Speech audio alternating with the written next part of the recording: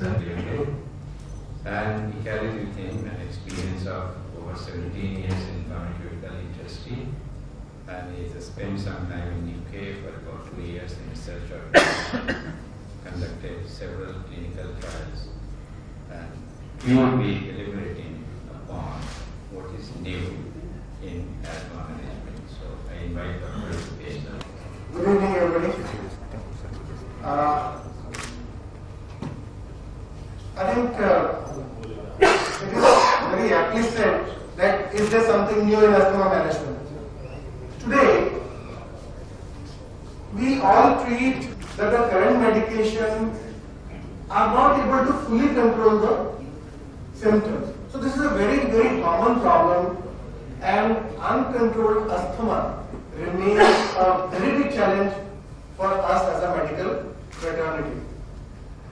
Now, I know interactive session, and we'll try to make it sort of a workshop where whatever doubt you have, we can discuss on the spot, and we'll try to precisely give you a apt answer on the topic.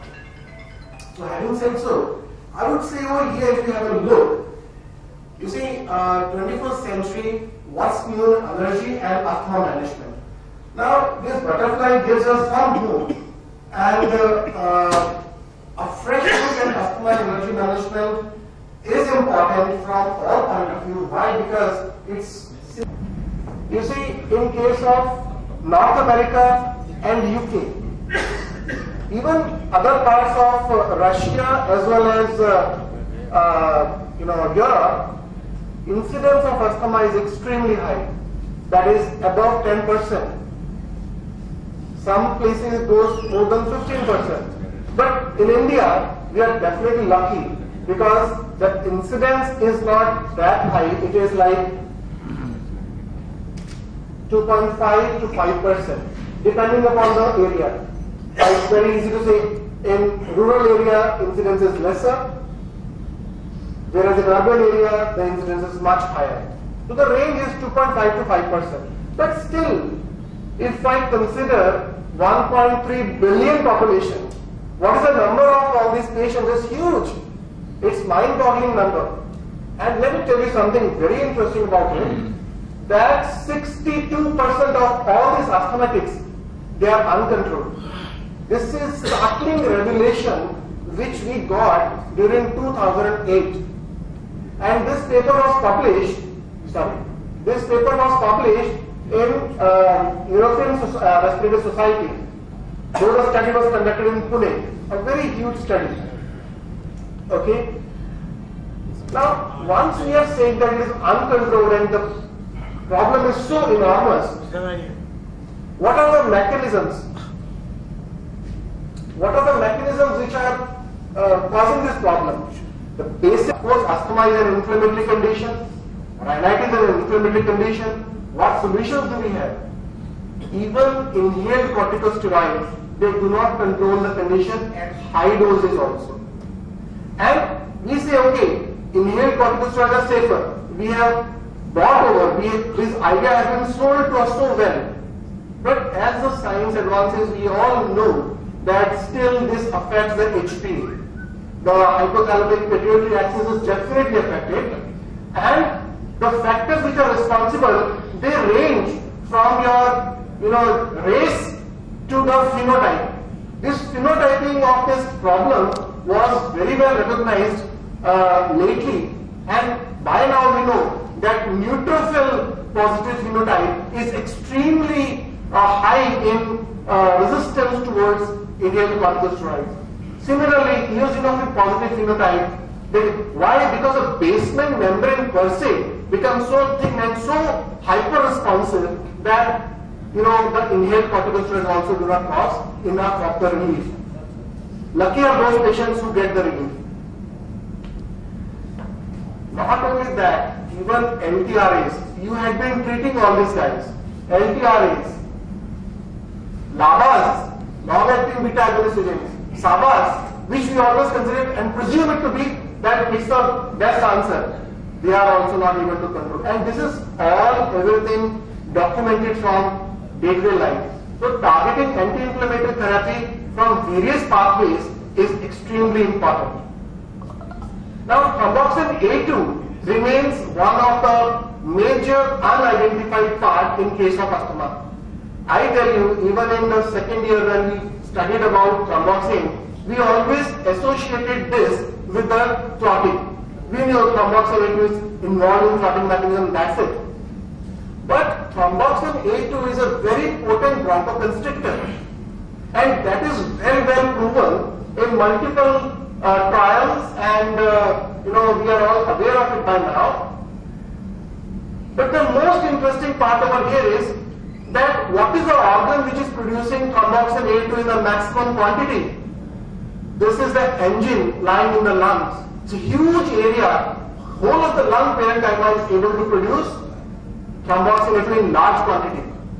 Studies have been conducted. We found that those patients who are normal, they produce very low quantities of thromboxane A2, but whereas asthmatics, they produce a huge difference, like 4 to 5 fold higher thromboxane A2 as compared to normal. So this was the point why an agent was found out to counter thromboxane A2. Second thing is that in case of asthmatics, prostaglandins, yes, they are also very important. We have friendly prostaglandins I2 and E2, but we have these difficult prostaglandins, that is D2 and F2 alpha. They are also very potent bronchoconstrictors. But what does thromboxane A2 does? It is not only that it is causing bronchoconstriction, it also is involved in the modulation of the cholinergic response. Acetylcholine, is the major, neurotransmitter in parasympathetic pathway, and we give ipratropium bromide-like product for countering that to relieve the patient. But in this case, thromboxane A2 is the one through the intricate mechanism which modulates the release of acetylcholine in the neurons. This is very important to understand. Second, whenever there is a vasoconstriction induced by thromboxane A2 excess quantity being produced, what it does, it causes microvascular leakage. So somebody said that if you want to say a patient is asthmatic, normally we say we challenge with methacholine, we have so many other ways, we measure spirometric methods, but if you want to say a patient is asthmatic, measure is albumin in the sputum. Now what is the relation? Albumin will trickle in the sputum because microvascular leakage is causing that thing to come into sputum, and that's how it is coming out into the in the sputum. So microvascular leakage is the positive factor of thromboxane A2. It opens up the gaps. Plasma leakage. It increases the mucus secretion, another big trouble. Not only that, it also stimulates the mechanoreceptors. Once mechanoreceptors are stimulated, cough threshold is lowered. Cough threshold is lowered, person is helped. That's a major reason why asthmatics keep on coughing a lot. Second thing, the quality of the mucus becomes different. It becomes more tenacious, more viscous, and patient is unable to expectorate that time. Along with that, mucociliary movements is reduced. So, multiple factors affecting the same disease. Next point, if you see, it causes airway hyperresponsiveness. I will come to this point a bit later. And it thickens and remodels the airway wall. You know why? Very interesting mechanism. This molecule is responsible for the stimulation of fibroblasts. And fibroblasts, they release huge amount of growth factors. Those growth factors help in stimulating smooth muscle proliferation. All these things, they lead to the thickening of the basement membrane as well as the proliferation of smooth muscle. So there is a remodeling of the airway, and if this condition is not controlled, asthma continues into COPD.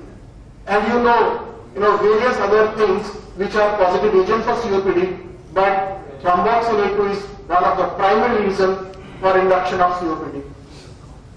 So if I look at this, it is very simple that thromboxane A2 releases acetylcholine neurotransmitter. It causes bronchoconstriction, vasoconstriction, degranulation of eosinophils. They release, this is again a very intricate mechanism. Eosinophil release, releases lot of chemotactic factors. They attract more cells. Okay. There is release of factors which stimulate CD4 cells. CD8 is reduced, CD4 is increased, and CD4 is releasing three major interleukins. That is interleukin 3, interleukin 4, and interleukin 5. All these are similarly huge potential for chemotaxis. So vicious cycle sets in. More and more eosinophils start penetrating the parenchyma. Now, if we look, if somehow we can control this factor also, it is of great help to the patient, because eosinophils are not the only ones. Neutrophils carry equal importance, and they are releasing chemotactic factor for neutrophils also. Then increased microvascular, increased leakage, increased tracheal mucus secretion, viscosity we discussed, and enhances air risk mucosa. So fine, we now have got a little bit of trace of what thromboxane is doing. Why? Not satisfied as yet. Because a thing is ingrained in our mind right from the beginning that everything is the resultant of phospholipase. Phospholipase or phosphocholine, which is part of the cell membrane of every cell. There, when the phospholipase A2 acts, arachidonic acid is produced, and now it depends upon, since arachidonic acid is available, whether it is cyclooxygenase or lipoxygenase. Depending upon that, we get the prostaglandins or we get the leukotrienes. But this story is half told. Nobody tells you what happens to leukotrienes. What do they do? Are you aware that leukotrienes hardly have any direct effect on the lungs? They have effect on various other cells which induce the further mechanisms to produce the effects which are known to be produced by leukotrienes. Now what are those? Leukotrienes, they stimulate thromboxane A2 producing cells. Which are those cells? Mast cells, present in lungs in huge quantity, alveolar macrophages, eosinophils, platelets. All these cells start releasing thromboxane A2, and this thromboxane A2 then acts on the thromboxane A2 receptor processing cell. Now what is this I am talking about? I am talking about a similar mechanism what we heard when PPIs were launched. We all knew about H2 receptor antagonists. We all knew about anticholinergic agents. But then ultimate blockade, PPIs. Fine? Similar analogy is over here. That whether it is an allergen or it is endothelin, which is stimulating, or endotoxin, bradykinin, platelet activating factor, any of these stimulants, there are more than 50 different chemoattractive stimulants, and they induce the thromboxane A2 producing cells to produce further thromboxane A2. Mind it, this thromboxane A2 processing cell, which I am discussing over here, is so important that prostaglandin D2 and F2, which are again injurious for asthma, they also act on the same receptor. This is extremely important to block this receptor if you want to really control asthma. Okay. So as a result, what happens? Excess mucus secretion, ciliary movement disturbed, bronchoconstriction, permeability increased. Fine. What does the guidelines suggest us? Our body was formed that various chest specialists are treating patients differently. Why can't we have a common path? But this path has never been achieved as yet. I have been regularly interacting with Gina guys over there, and lot of email communication we keep on having. With the latest they said now, Gina guidance is getting updated again, though it got updated last December only. But again it will be getting updated very soon. And on 15th of February, there are other which are controllers. That's the crux of Gina guidance. Now why? Because relievers are the one which are short acting, they are firefighting. So you give them for only a very small time for a quick relief of severe symptoms. And these drugs are like rapid acting beta-2 agonists, inhaled anticholinergic agents like ipratropium, short acting theophylline, short acting beta-2 agonists. All these are firefighting mechanisms. But for long action, you depend upon corticosteroids. Inhaled corticosteroids form systemic.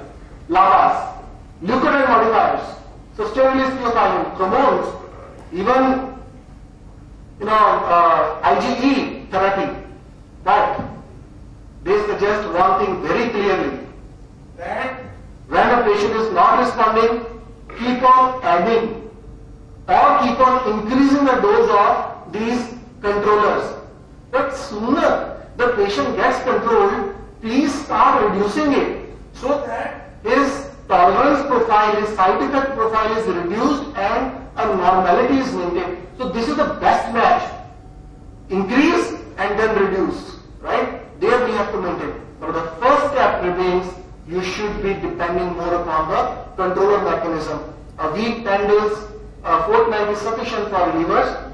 Immediately, start with the controllers along with. Same way, Japanese guideline has suggested that you depend upon controllers more, and they recommend seratrodast as one of their major controllers. I'll discuss it a bit later. Now we understood that thromboxane A2 somehow has to be inhibited. So one will say, why can't we simply give a thromboxane A2 synthase inhibitor, which is an enzyme? Yes, we can give. We can reduce the production of thromboxane A2 by giving a synthase inhibitor, like there is a drug called as Ozagrel. Ozagrel was introduced in 1992 in Japan, but was not successful. Why? Because PGD2 is still there. PGF2 is still there.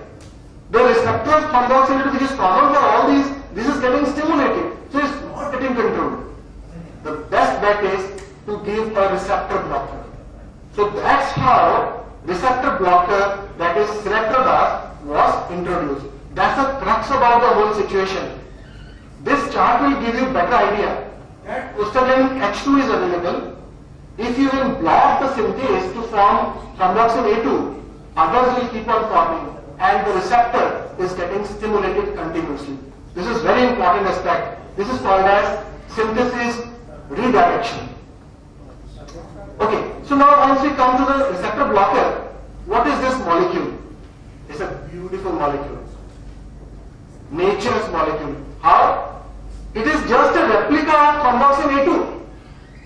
So whatever is the structure of thromboxane A2, this molecule mimics that.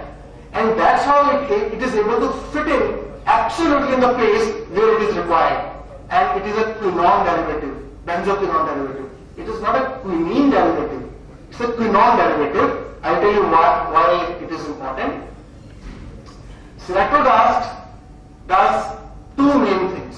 One, blocks thromboxane A2 and blocks PGF2 and D2 because all of them are working on the same receptor. Now you can ask me, are there different receptors available? Are there receptors for platelet different, placenta receptors different, yes. There is a huge amount of thromboxane receptor heterogeneity. And seratrodast is specific for lung. It is specific for lung tissue. If I look at this slide, it's very interesting to tell you that there is an early phase of asthma where we require firefighting mechanism. Here if you start controller immediately, what happens? That your requirement of the other agents will reduce. Because thromboxane A2 is the major culprit, it is getting blocked by seratrodast. It will prevent the late phase where eosinophil and neutrophil are causing all this noxious attack. You see, what happens? Eosinophils, they release major basic protein, very dangerous thing. ECP, eosinophil catechol protein, EPO, eosinophil peroxidase, halides, hydrogen peroxide, platelet activity factor, all these things, what they are doing, they are injuring the airway epithelium. And as a result, irritant receptor exposure is there. And that's why we land up in airway hyperresponsiveness. Mind you, if we give seratrodast, all the three are taken care of. So it's one of the very, very major thing that's an known pathway which we are now highlighting, and this is going to be the future. You see, tablet, within 7 days, steady state concentration is achieved. It starts building up on the day 1, but 8 days full levels are achieved. The effect starts on the day 1, but we always say that if it's an acute stage, acute asthma, you start seratrodast, but along with some other agent, at least for first 1 week, because that's a firefighting time. You don't have to take a risk on that aspect. This molecule is extremely good in its half-life. It's having 25-hour half-life. So once in a day is sufficient. Now question comes when to give. You can give it in the evening hour. Why? Because in the evening hours, asthmatics, they are more prone to have bronchoconstriction. That's why the beginning, when you start the medication, start in the evening hours. But then, after a week's time, when the levels are built up, you can give it any time of the day. There is no problem. Now, this molecule is very highly protein bound, more than 99%. And you all remember your pharmacology days that aspirin is one of the major caution whenever there is a protein binding thing. We say that please be cautious when you are giving aspirin. Now, we have to be careful about aspirin when we are giving seratrodast, because free dose of the seratrodast will be raised and can cause problem. But what dose of aspirin? Aspirin is having 3 doses. One for platelet inhibition, that is small dose 50 to 100 mg. Second, which is used for antipyretic activity, which is up to 600 mg. And then anti-inflammatory activity. We are referring to the anti-inflammatory activity because that has to do with the arthritis or something. There you have to be cautious. You have to adjust. Whenever a patient is taking aspirin, 26% of the seratrodast concentration is raised. Right? So you have to. So the effects of seratrodast relieves airway hyperresponsiveness. Patient doesn't cough. Patient's mechanical receptors are subdued. Decreases airway inflammation. When this is done, the ciliary movements increase and the sputum is expelled out better. Plus, it also thins out the mucus. So the consistency or the quality of the mucus is changed. It reduces viscosity and quantum of sputum, increases cough threshold. So patient doesn't cough much, decreases microvascular leakage, and it's good for early as well as late airway response. Indications. Indications are asthma management, allergic rhinitis, and adjuvant in COPD. But there are several others. Smoker's cough. Extremely good for smoker's cough. In fact, February 13, a paper is published. How it could be good for smoker's cough. Also, it is useful in other indications. It can reduce the dose. What are other indications? Now, in adults, you can start with 80 mg once a day. But you can raise the dose also gradually. See, always any drug's dose should be gradually raised, especially when it's a controller, at a monthly interval. Don't decrease it at a weekly interval, even the patient keeps on insisting. So maximum up to 320 milligrams. You can combine seratrodast with any given other agent. There is no drug interaction of that kind other than aspirin, which we have discussed, and long-term studies are available. But there is a caution. You must give this drug in elderly patients at a lower dose. Why? Because their mechanism of metabolism starts slowing down, and we have seen that 40 mg would be good. Then you ask me who is old? Nobody is old. So that's a very good question. So I would say that age where government gives you 50% subsidy on railway tickets, that age you consider to reduce the dose by 50%. This is simple understanding. So 60 years or 55 years is the age when you can reduce the dose of seratrodast to harm. Okay, reactions. It's very important to highlight this word generally rare, but if present, it may range from A to Z. Why these are mentioned? This is as per the internationally conducted good clinical practices. Now, these clinical practices, they note each and everything, whatever happens. But just like Montelukast, the way Montelukast raises the AST and ALT levels, this drug can also raise in less than 5% cases AST and ALT level. So in those cases, you can monitor monthly interval or so. My simple question to you, how much raise in AST, ALT or liver parameters is dangerous when we say now patient requires cut-off dose? Anything which is more than 3 times the normal level. So for example, AST, ALT is 40 units, the upper limit. If it goes to 100 and above, then we have to be cautious. This is a reversible phenomenon. The patient starts reversing it. It's an initial response which liver shows in some of the patients.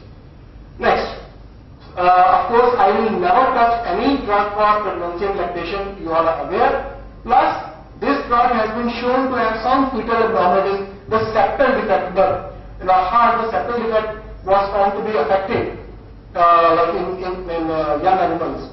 And pediatric, we don't give this drug. Contraindications, hypersensitivity. This is a new drug at this moment, so that will come later. Patients with hepatic failure, because this drug's metabolism is liver, through liver, so we have to be cautious in hepatic failure. My point that aspirin, whenever you're giving, the concentration over 26% higher, so you have to be careful. A bit of tidbits. I am really very proud that this drug is purely Indian. 100% Indian drug. This drug, we are producing, even the raw material internally, nothing is imported. Not even a single dollar is going outside. Everything is in-house.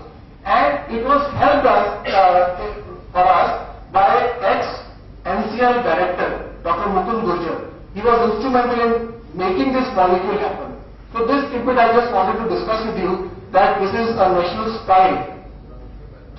Now before we went into clinical studies, we thought it's prudent to pull out the Indian gene pool and see whether this drug has a good match with that or not. So we did molecular modeling studies. I'll show you something which you will be really liking. This is a 3D structure. You see, this is the Indian gene pool's thromboxane A2 receptor, and this is the molecule. So we did that fitting. It is absolutely fitting that particular receptor, thromboxane A2 receptor. So the conclusion of this was, now this is a bit like lighter over here. Actually, this is showing how each and every amino acid is getting interacted with the branches of the molecule. But the thing remains that this particular pharmacophore study which we have conducted, it gives us only one message, that Indian population is well suited to consume seratrodast for optimal therapeutic purpose. Now I go to the clinical efficacy. So what we planned that we will do kinetic study as well as dynamic study.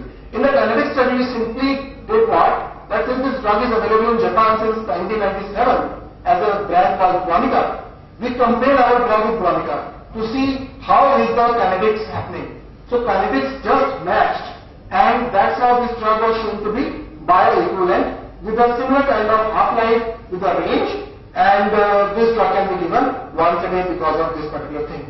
Please look at this. This is 5.38 is the Cmax, whereas after 1 week's time the Cmax goes to 8, right? So you can start expecting good results, but the maximum optimal results start appearing after 1 week when the steady state concentration reaches. Steady state means when the intake and outgoing of the drug, absorption and excretion match each other. Now we come to a clinical point. In the clinic, we simply decided to conduct 3 things. Because this drug was very well studied in Japan. But we thought like, we'll do some good study on this. What we did, we stabilized the patients for 14 days on inhaled corticosteroids, first of all, so that they come on the baseline. Then we added in a double-blind, double-dummy, randomized trial. What is this double-dummy? Each patient was receiving active of seratrodast and dummy of montelukast, active of montelukast and dummy of seratrodast. So this is how patients were randomized on a number of 235, out of which 205 patients completed because of some of them were lost to follow-up. And we studied 3 things. 1, clinical symptoms, 2, spirometric parameters, and 3, sputum and mucosal clearance. So in case of clinical symptoms, we said, okay, wheezing, shortness of breath, expectoration, cough and chest tightness, these are important things to be studied on. And there was, both the drugs, they had some improvement over the case of lung function spirometry parameters, PEF, FD1 and all these parameters were improved. But glucose test is very important. This glucose test tells us what is the tenacity of the mucus and eosinophil canonic protein and albumin level. All these things were better, but my concluding slide to you is that where this scores much better over, he said first of all in long term it scores better. Second, over module class it can increase PFR much better. TCP and albumin are reduced much better, and tolerance wise it is very good. So these are the results where the significant levels mentioned. So I would like to skip because we have just discussed this.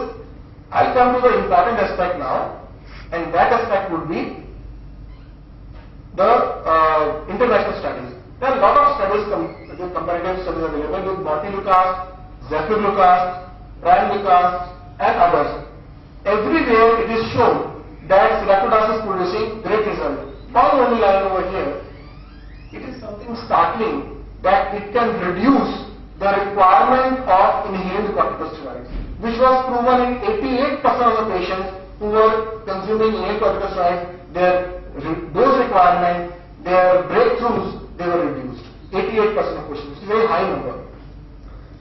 Okay. In allergic rhinitis, again it is very important because it blocks everything including early phase and late phase. So it's a comprehensive controller of allergic rhinitis.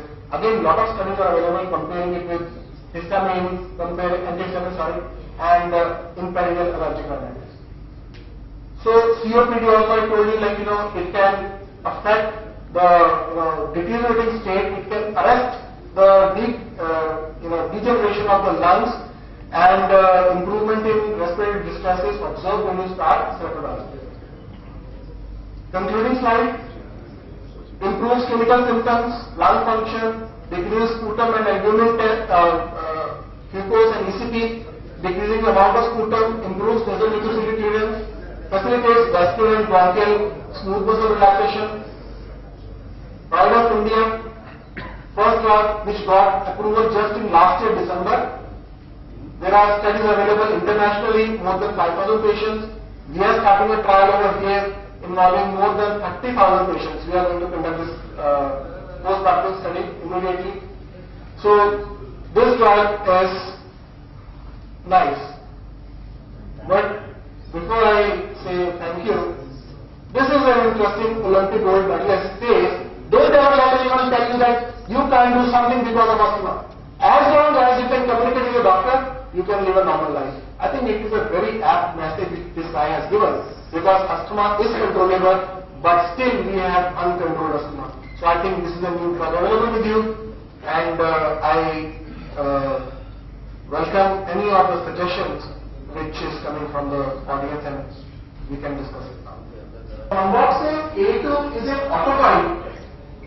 And how will we measure the levels of thromboxane A2? A good thing is that this molecule gets converted immediately into thromboxane B2, which is having a stable life in the body. It is appearing in urine also, it is appearing in blood also.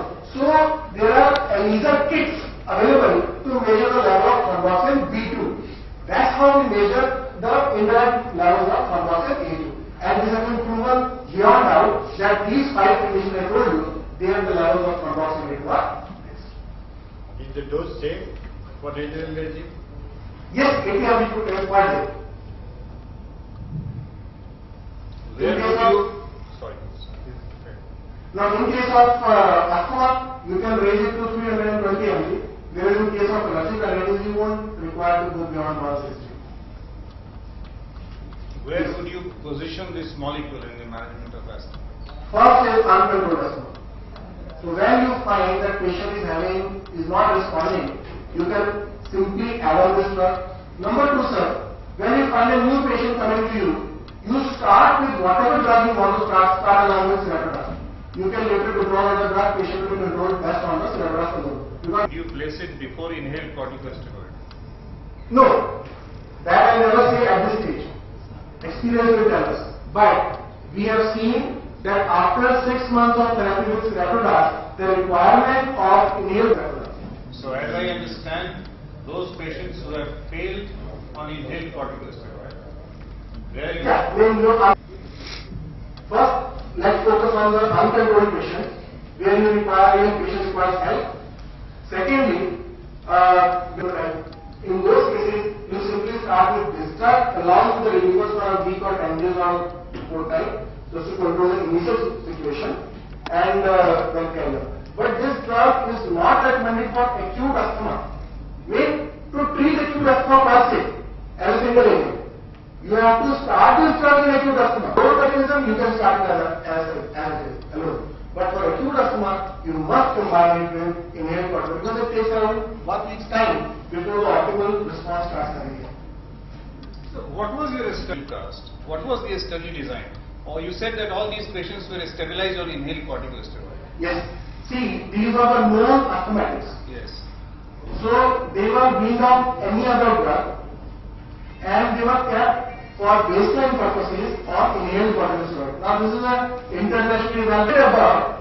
We added montelukast or seratrodast in it. Why did we add? If the patients were already stabilized, why did we add? Because this was with the intent to reduce the dose of steroids or what? No sir. Because the steroids are withdrawn. Patients are controlled now. They are not in acute phase. Okay, so inhaled steroid was withdrawn. Yes. Okay. That was the baseline. So now what we can do beyond the baseline, that is what we have seen, that how it improves. If the inhaled corticosteroid continue, then we won't be able to find the effect of. That's what I was thinking. Okay. When we conduct the clinical studies, they are very controlled studies and they are extensive, right? Are available, right? But patients in Japan are using it for since 97 it is available. We can imagine it's a growing market over there. But you haven't shown us the 2 years follow-ups. I showed you. In fact, I saw some movement happening, so I thought, let me cut it down a bit, otherwise it will go too long. We will only be convinced with the clinical data. You are sure, sir. There is a ton of data available. So I will just first of all bring you. Yeah, over here, for example, this is one study measure of dose of inhaled budesonide and propionate when used over a period of 9 to 24 months. We are the person who are seeing the patients who are potentially asthmatic, energy gravity patients. Our attention should be to treat the patient initially so that the asthmatic patient, may not develop asthma. That is a very broad thing to discuss. But whenever we talk about the trials, asthma is basically allergy. We are talking about the trials done elsewhere. Okay? We are living in our surroundings. The surroundings with some allergens causing some allergy. Why we should not take initiative from your side to do some trials in India? That we always try not to talk about the trials other countries which may not work in our surroundings. I fully agree with your comment, first of all, and I thank you for that. Now, there is a huge elite group sitting in front of me who are all are asthma specialists over here, a lot of them. You are aware that asthma is more of a syndrome rather than a single disease. And there is not a single factor which is involved. There are a plethora of other symptoms or other etiological agents which induce asthma. Right from the patient's genetics, his own environmental factor, his own phenotype, and various other things which are involved. Now, you have very rightly said that we are the majority of the people who see allergy first and then patient degenerates into asthma, it progresses down, it goes to chest specialist. This is one of the extremes. This is one of the varieties, right? But there are other varieties where there is no allergy component per se seen. Patient has more of the hypersensitive, the proper construction happens without much of the other factors which are involved, where we cannot really define what happens. Such cases are so severe, many of those won't respond to high doses of inhaled corticosteroid also. And this is not a small incident, it's a very huge incident. So your point is well taken. We have to conduct more studies in Indian scenario with Indian allergens, no doubt about that. See, today what we are doing, whatever is available, whatever info we have, we are sharing with you. And I told you right in the beginning that we are going to start trial on 30,000 patients. It's a very huge number. It's going to be a huge trial which we have not, conducted earlier. Even very few companies have conducted this huge number. We are going to involve a lot of doctors all across India in both the specialties, the ENT specialty as well as in case of chest and the kidney specialty. Probably that will reduce the cost Yes. of the cases of uncontrolled. Yeah, of course. I understand. That's a very valid point here. Thanks a lot. Thank you. Please, Dr. Sudhir Kumar. Dr. Dewan. Dr. Sudhir Kumar is asking questions. Yeah. Yes. Thank you, Dr. Bhupesh, subject. And since it was easy to understand, so there are more questions. Absolutely. I'm delighted. So, just what we have read in half a minute, there are two types of response: early asthmatic response, secondary late asthmatic response. Early asthmatic response is mainly, to be very precise, mainly because of the mast cells, whereas the late is mainly because of eosinophils. Right?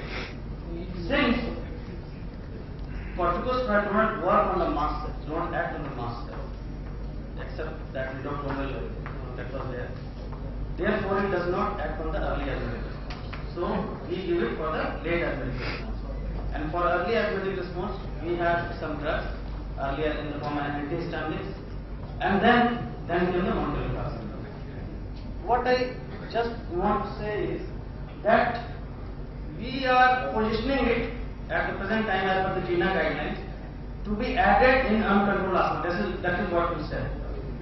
Now, when such a drug, one single drug is acting on both the response, on both the path, early and late, I don't understand theoretically why it shouldn't be used in the first place. Number one. Number two, in Japan it is available for last 15 years. I fail to understand why there is no study to show its efficacy and safety in the children. I fail to understand this point. Then you have compared with montelukast. Now, when a montelukast drug is already available in the market, as far as we as a clinician in a clinical aspect, we would love to have some new drug which we may add along with montelukast rather than replace. Sure. Suppose with montelukast we are having some good results in some of the patients. In those patients where we don't have good results with montelukast, we all know that it is variable. Why can't it be added with the montelukast, especially seeing the pharmacology that montelukast is a one-man pathway, whereas this seratrodast is on another pathway. So if both the pathway which is acting, why not together, and why this study has not been done? Then, yes, inhaled corticosteroids do not act on mast cells, and also it does not act on the neutrophils.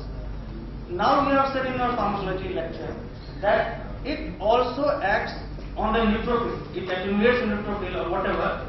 It takes care of neutrophilic response in rare or what we call near fatal asthmatic patients. So if these are so good things with this, so why not it should be used in not only in those patients in which inhaled corticosteroids are not responding, but why it cannot be used as a first place? This is one very important question. Second is, why no study in children despite 15 years old? Why no study out of Japan? And why no study keeping it together with the montelukast? I think by now, please excuse me, I will try to recover as much and I will keep on answering you much more. I'll first come to the basics and ethics of clinical trials. I have been into this field for more than 20 years actually, when I am conducting clinical trials, and I have a stint in England also. where I did huge number of large trials. See, as far as pediatric age group is concerned, every person in this world is extremely sensitive to treat pediatric age group. Then how we come to know or give a drug in pediatric age group? Are you aware montelukast was never recommended in pediatric age group? Any anti-allergic drug was never recommended. Cyproheptadine was not recommended. No drug was recommended in pediatric age group. Then Dr. Sunil Kumar, how come these all drugs are being used in pediatric age group? The simple reason is, the simple answer is, this is called as serendipity.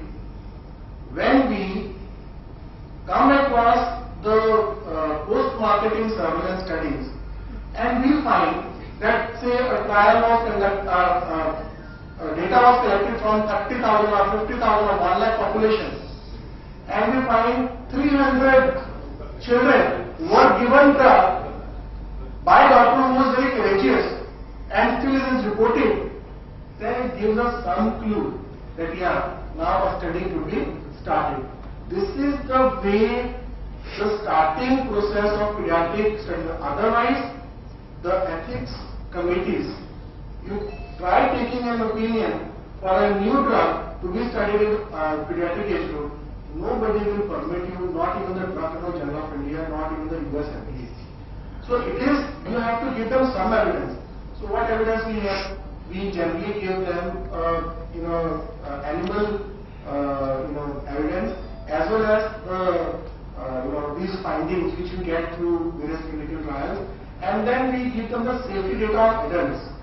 So once this sort of baseline is formed, then we give them a clue that okay, it looks to be safe, so should we try it?